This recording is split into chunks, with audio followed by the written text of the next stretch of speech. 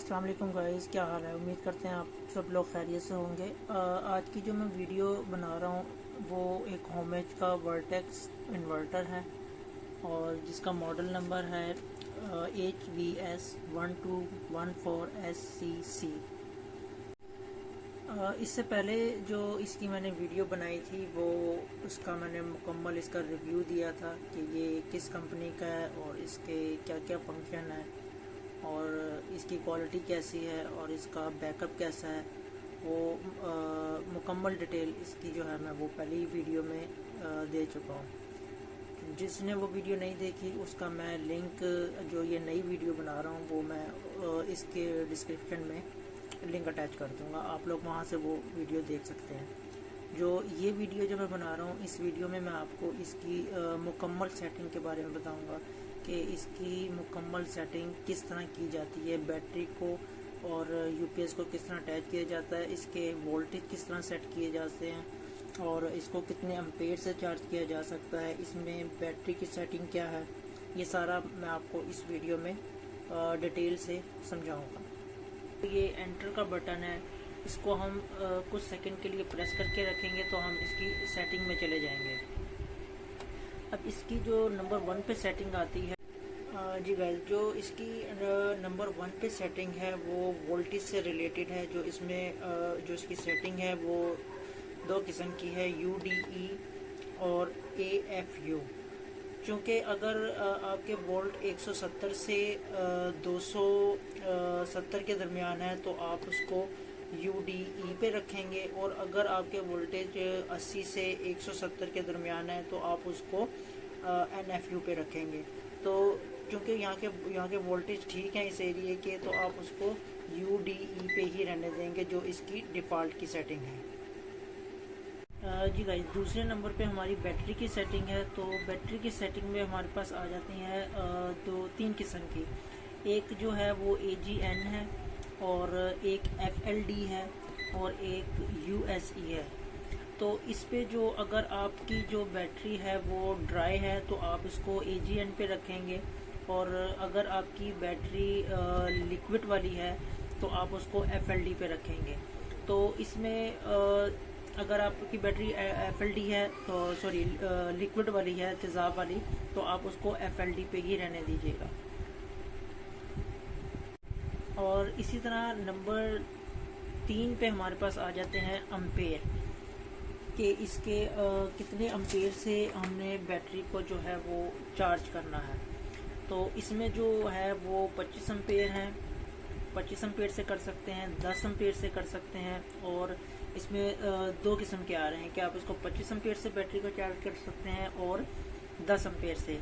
अगर तो आपके एरिया में लोड शेडिंग ज़्यादा है तो आप इसको 25 अम्पेयर पे रखें ताकि आपकी बैटरी जल्दी चार्ज हो, और अगर आपके एरिया में लोड शेडिंग कम है तो आप इसको 10 अम्पेयर पे भी सेट कर सकते हैं। इसी तरह हमारे पास नंबर 4 पे जो इसकी सेटिंग है वो है बल्ब चार्जिंग की ऑप्शन है। वो जो इसमें डिफ़ॉल्ट है वो 14.1 पे है, तो हम उसको 14.1 वोल्ट पे ही सेट करेंगे।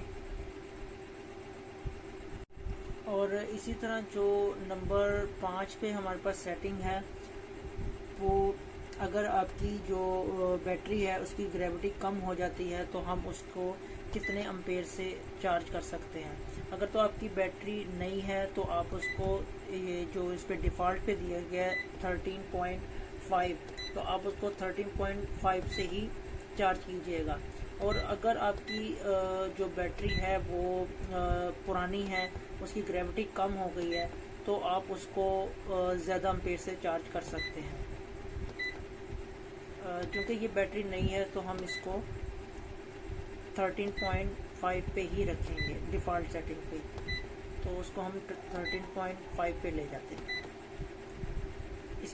इसको हम 13.5 पे ही रखेंगे क्योंकि न्यू बैटरी है तो हमें इसको ज़्यादा एम्पेयर से चार्ज करने की ज़रूरत नहीं है। अगर आपकी बैटरी ओल्ड है, पुरानी है, 1 साल या 2 साल चल चुकी है, उसकी ग्रेविटी कम हो गई है, तो आप उसकी एम्पेयर की रेंज बढ़ा सकते हैं। इसी तरह नंबर 6 पे आ जाती है जो इसकी सेटिंग है, ये है 9.9 बैटरी। इसका मतलब ये जो नंबर 6 की सेटिंग है उसका मतलब ये है कि अगर आपकी जो बैटरी है उसका बैकअप कम हो गया है, मसलन यूपीएस का बैकअप ख़त्म हो गया है क्योंकि या 3-4 घंटे की लाइट गई है या इससे ज़्यादा के लिए, तो उसका जब बैकअप ख़त्म हो जाता है तो ये कितनी बैटरी रह जाएगी तो उस पर जो है ये अलार्म बजना, इसका बीप बजना शुरू हो जाती है और ये शट ऑफ हो जाता है। तो उसको जो उस पर डिफ़ॉल्ट सेटिंग है वो 9.9 है, तो हम उसको 9.9 पे ही सेट कर देंगे। वो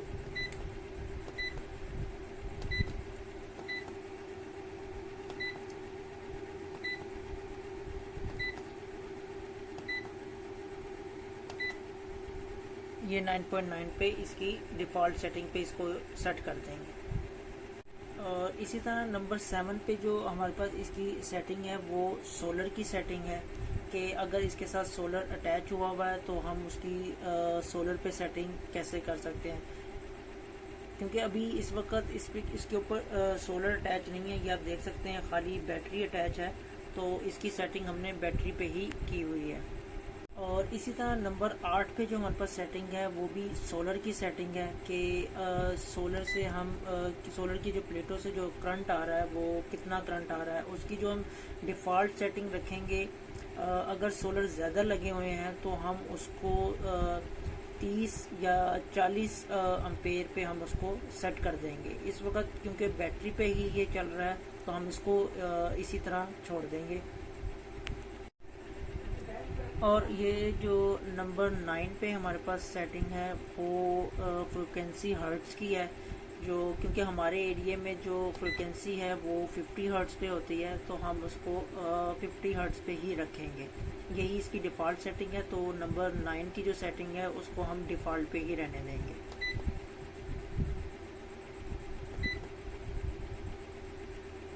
जी गाइस, इस पे जो नंबर 10 पे जो सेटिंग है वो सोलर से रिलेटेड है कि अगर बैटरी के जो वोल्ट हैं वो 11.5 मतलब उसका बैकअप कम हो जाता है तो वो सोलर से हट के मेन पे चला जाए, क्योंकि सोलर से चार्जिंग आना बंद हो जाती है शाम के टाइम जब सूरज की किरणें ख़त्म हो जाती हैं, तो वो फिर उसको मेन पे चला जाएगा। ये सेटिंग उसके लिए सेटिंग है।